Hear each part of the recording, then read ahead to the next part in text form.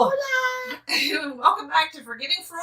I am Cyndi Doyle. I'm Brandy Pounds. Nice to see you again. We are happy that you are here. Today, accent there.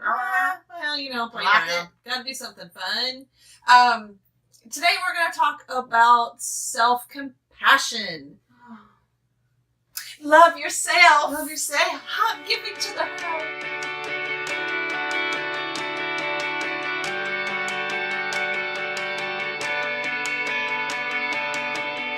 So, Kristen Neff says that there are 3 components to self-compassion. Three. The first one is mindfulness.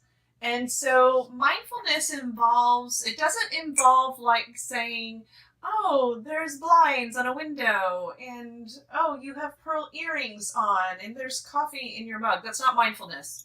No. Because I used to think that mindfulness is like you go on a walk and you look around at trees and go, there are leaves on a tree. That is not mindfulness. Mindfulness is getting inside your body and exploring what you're feeling and physically experiencing in your body. Mindful you are. Thank you, Yoda. Mindfulness involves getting out of your head and into your body, because it's our thoughts that keep us from being self-soothing and self-compassionate. This feels very woo-woo. I like it. So what you do in that moment is first you have to understand, like, okay, wait, I maybe need to be compassionate about something. You have that awareness. Maybe you feel tightness in your chest. Maybe I always feel like nausea. What do you do? When I'm not being mindful? When I'm freaking out? When you're, well, like inside, like maybe you're experiencing shame. It feels like bees. I often call it my squirrel's on fire. Yep, it's like his tail's on fire.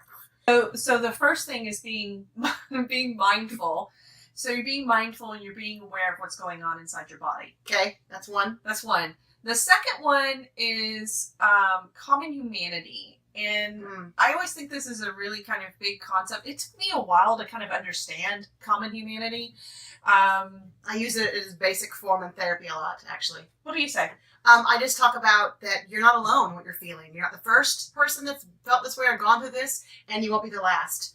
And so sometimes just saying that and knowing that you're not standing alone in something, whether you're battling something internally or physically or with a friend or family member, that it's not alone. Yeah. Kristen Neff says is what bonds us together as humans is pain.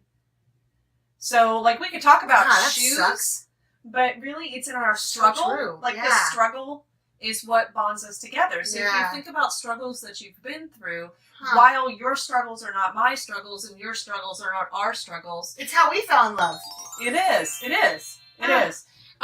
So it doesn't have to be, you're right. Nobody has walked in your shoes. And they aren't walking in your shoes in particular. However, the struggle of being human and has a common element. And so I think that there's some more on this we could probably go into. Yes. This seems like a pretty deep one, actually. Yeah. And we had talked about maybe splitting this into a second part. Yeah, so stay tuned for more information about common humanity. Yeah.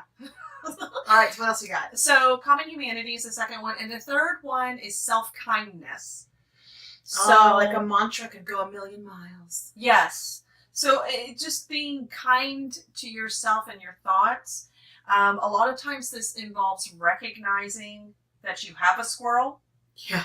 Harry. And his name is Harry. Mine would be like kind of psychotic looking or something like, so I had a squirrel face like that. Harry sounds like a nice pleasant squirrel with glasses. Yeah. Like Simon on the Chipmunks? Yeah. Mine would be like on meth or something. Oh, poor squirrel. I guess mine was probably I'm like sure. Ripping out of my stomach. Yeah. So anyway, okay, so the first part is identifying that you have your squirrel going on. Yeah. And you're like, okay, no, hold on, I have the squirrel. All right, how am I feeling? I'm feeling this way. Okay, you know what? It's all right. Don't beat yourself up about it. It's understandable that I would feel this way. As opposed to, oh my God, I'm insane. I'm so friggin' crazy. I'm I'm stupid. This is horrible.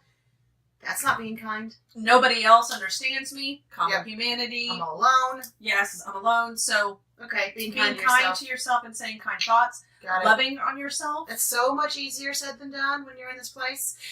So something I often say, oh golly, sorry. That's okay. With that is that if you need to tear yourself apart, time limit it. I give my clients an hour a day. They can spend it 10-minute increments. They can spend it 2.5 hours. If they want to freak out and tear themselves apart, go right ahead. What I find is when they're timing it, they realize how worthless it is to do that.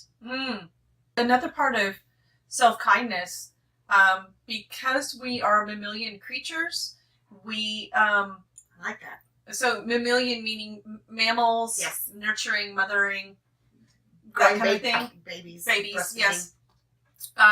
Part of one thing that is kind to ourselves and self-soothing is touch. So even if I'm going to say this with knowing that you will understand this, touching yourself is kind. And so like if I hold my arm, or if I kind of hold myself, or I don't do that. Like if I'm in pain sometimes, I might just do this.